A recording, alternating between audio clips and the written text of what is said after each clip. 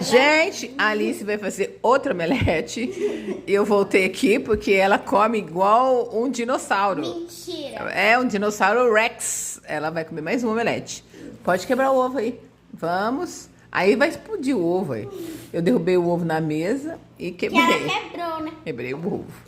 Muito bem. O Gustavo ainda tá comendo dele. Tá achando que vai comer as outras. Mas não, ele não vai Ele comer mais quer não. comer o outro, só que ele não vai comer. Não vai comer, porque ele não come. Não. Mas, então, só pra saber, ó. A minha Magali, ela é a Magali, amiga da Mônica. Não. Vai comer mais um omelete, né? Deixa eu lavar.